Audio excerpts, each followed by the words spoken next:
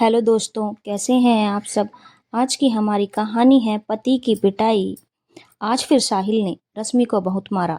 रश्मि की गलती सिर्फ इतनी थी कि उसने आज रात के खाने में रोटियां नहीं बनाई थी और चावल बना दिया था, क्योंकि उसकी कमर में बहुत दर्द हो रहा था और उससे रोटियां बनाने के लिए खड़ा नहीं रहा जा रहा था। लेकिन इससे साहिल और उसकी माँ को क्या फर्क पड़ता था। उन लोगों के लिए तो रश्मि मात्र एक नौकरानी थी, जो दिन भर उन लोगों की सेवा करती थी और रात में साहिल को सुख देती थी। जब तब साहिल और उसकी माँ अपना फालतू का गुस्सा रश्मि के ऊपर निकाल लेते थे, क्योंकि वह लोग जानते थे कि रश्मि उनका कुछ नहीं बिगाड़ सकती। इतनी ज्यादा सीधी है कि उसकी आवाज तक नहीं निकलती। मायके में माता पिता है नहीं और भाई भाभी ने जैसे तैसे रश्मि की शादी करके अब उससे अपना पल्लड़ा झाड़ लिया है और उन्हें कोई फर्क नहीं पड़ता रश्मि जी रही है या मर रही है। भाई भाभी अपने में मगन हैं और ननद से कोई मतलब नहीं। कोई ठौर ठिकाना है नहीं रश्मि का। नौकरी रश्मि करती नहीं है तो हर हाल में उसे साहिल के साथ ही निभाना है, चाहे वह उसे कैसे भी रखे। रश्मि ने भी इसे अपनी नियति मानकर स्वीकार कर लिया था, लेकिन आज उसने सोच लिया था, अगर अब उसने अपने लिए आवाज नहीं उठाई तो उसे आगे चलकर और भी अधिक मुसीबतों का सामना करना पड़ेगा। क्योंकि रश्मि की शादी को लगभग 1 साल होने को जा रहा था, लेकिन अभी तक साहिल और उसकी माँ के स्वभाव में कोई बदलाव नहीं आया था। आज साहिल ने रश्मि को इतना मारा था कि उसके निशान बुरी तरह से उसके शरीर पर उभर आए थे और उसकी सास खड़ी होकर तमाशा देख रही थी, क्योंकि उन्हें भी बहुत सुख मिलता था जब साहिल रश्मि को पीटता था। रश्मि आज बहुत गुस्से में थी, लेकिन एक दुबली पतली छोटी सी लड़की एक हट्टे कट्टे नौजवान का क्या कर सकती थी। पुलिस के पास जाना चाहती थी, लेकिन पता था इतना आसान नहीं है। साहिल और उसकी माँ इतने होशियार थे कि रश्मि को जब भी मारते थे तेज साउंड में टीवी चला लेते थे, ताकि पड़ोसियों को कुछ पता न चले कि अंदर क्या हो रहा है। पर आज रश्मि ने एक निर्णय ले लिया था अपने जीवन के लिए, अपने जीवन के लिए, क्योंकि अब कोई न कोई निर्णय लेना जरूरी हो गया था। खाना खाने के बाद रोज की तरह साहिल दारू पीने लगा और उसके बाद बेसुध होकर सो गया। सासू माँ भी अपनी दवाइयाँ खाकर सो गई। बस रश्मि को मौका मिल गया। रश्मि ने बहुत फुर्ती से अपने दुपट्टे से साहिल के हाथ पैर अच्छे से बेड के साथ बांध दिए और मुंह में एक कपड़ा डाल दिया। उसके बाद बालकनी में पड़ा एक बैट, जो कि शायद साहिल का ही था और काफी टाइम से बालकनी में पड़ा रहता था, उठाकर साहिल को मारना शुरू किया, जिससे साहिल की आंख खुल गई और वह जोर जोर से चिल्लाने की कोशिश करने लगा, लेकिन उसके मुंह से कोई आवाज नहीं निकल रही थी। रश्मि ने बहुत होशियारी से साहिल की अच्छी पिटाई की उस बैट के साथ, जिससे साहिल तड़प उठा, लेकिन एक भी निशान उसके शरीर पर आने नहीं दिए। ऐसे ऐसे जगह मारा उसे। इसी बीच रश्मि की सासू माँ को ऐसा लगा कि रश्मि के कमरे में कुछ तोड़फोड़ की आवाज आ रही है और वह उठकर उसके कमरे में आई और वहां की हालत देखकर चिल्लाने लगी और बोली, क्या कर रही है, साहिल को मार क्यों रही है, कहकर वह आगे बढ़ी। इस पर रश्मि ने वही बैट उठाकर सास की तरफ बढ़ाया, जिसे देखकर वह समझ गई यह तो कुछ भी कर सकती है और अब उसे ही मारेगी। रश्मि की सास को कुछ समझ में नहीं आया और वह घर से बाहर की ओर भागी। रात का समय था, सब लोग सो रहे थे। रश्मि की सास ने पड़ोसियों का दरवाजा जोर जोर से खटखटाया और बोला, रश्मि साहिल को बहुत बुरी तरह से मार रही है। किसी को यकीन नहीं हुआ कि रश्मि जैसी सीधी सादी लड़की अपने पति को मार सकती है। रश्मि की सास ने पड़ोसियों से बोला, अरे कोई मेरे बेटे को बचाओ, जल्दी से कोई पुलिस को बुलाओ, नहीं तो वह मेरे बेटे को मार डालेगी, वो पागल हो गई है। पड़ोसी रश्मि के सास के साथ रश्मि के घर की तरफ भागे और जब पड़ोसी घर के अंदर गए तो घर का नजारा कुछ और ही था। रश्मि डरी सहमी हुई घर के एक कोने में बैठी हुई थी और साहिल ने रश्मि के बालों को पकड़ा हुआ था और रश्मि गिड़गिड़ा रही थी, प्लीज मुझे मत मारना, मत मारना, मेरी कमर में दर्द था इसलिए मैंने रोटी की जगह चावल बना दिया था, आइंदा से ऐसी गलती नहीं करूंगी, प्लीज मुझे मत मारो। पड़ोसी ने देखा कि रश्मि बेतहासा डरी हुई है और साहिल उसे मारने के लिए उसके बिल्कुल करीब खड़ा है। रश्मि के सारे चेहरे और शरीर पर साहिल ने कुछ देर पहले जो उसे मारा था उसके निशान थे, जिसे देखकर पड़ोसियों को समझते देर नहीं लगी कि साहिल ने रश्मि को कितना मारा है।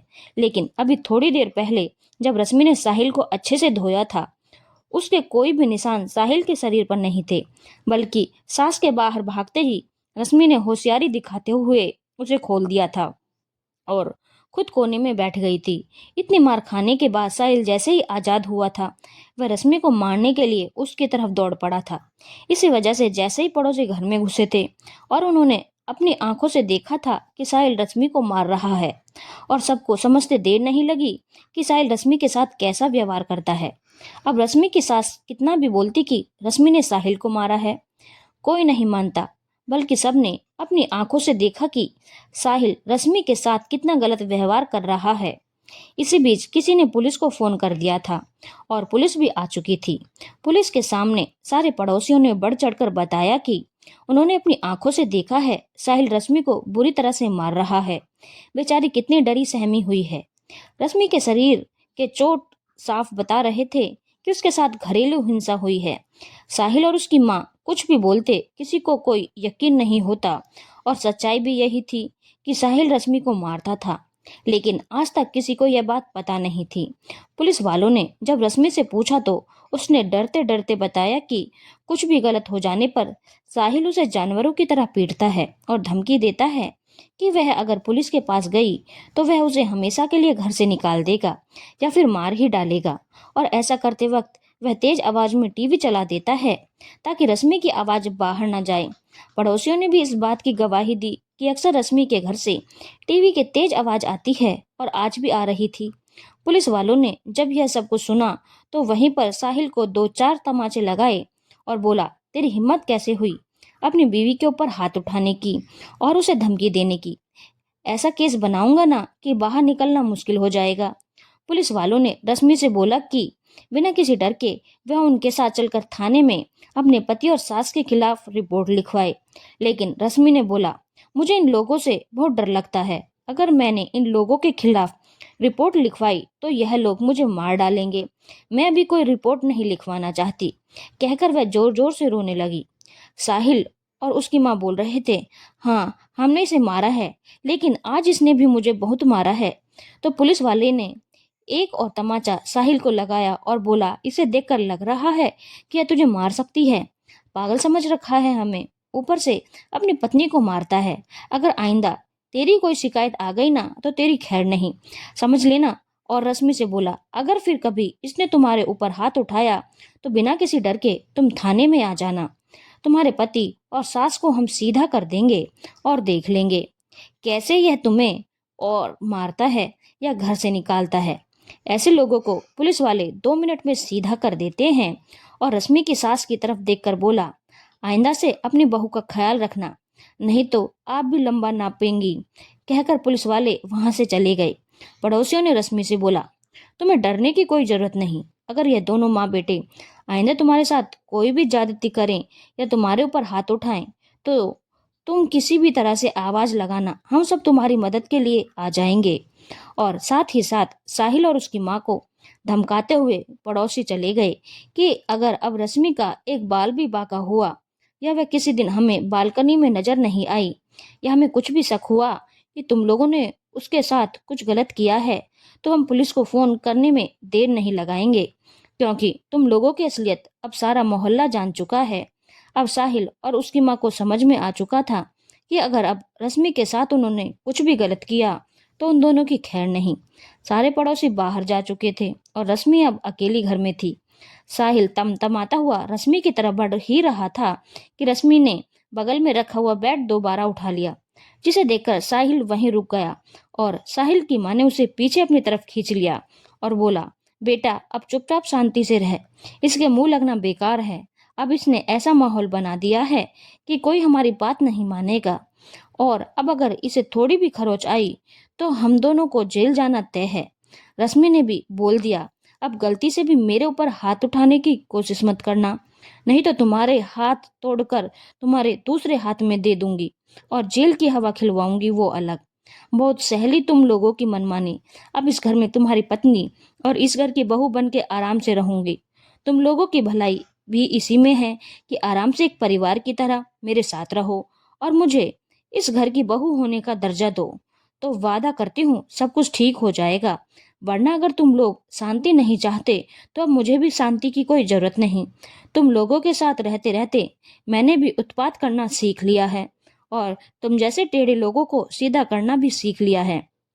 अब अगर गलती से भी मेरे ऊपर हाथ उठाया तो कैसे कुटाई होगी याद रखना, और यह कुटाई तो तुम्हें जीवन भर याद रहेगी ही।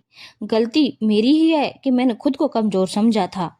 आज जब मैंने एक बार हिम्मत की तो तुम लोगों की औकात दिखा दी ना। तो आगे से अपनी औकात में ही रहना। वादा करती हूँ तुम लोग औकात में रहोगे तो मैं भी एक अच्छी पत्नी और अच्छी बहू बनकर रहूंगी। लेकिन अगर तुम लोग औकात के बाहर निकले तो मुझे भी अपनी औकात दिखाना अब आ गया है। धन्यवाद दोस्तों। अगर आपको कहानी अच्छी लगी हो तो चैनल को लाइक शेयर और सब्सक्राइब करना ना भूलें।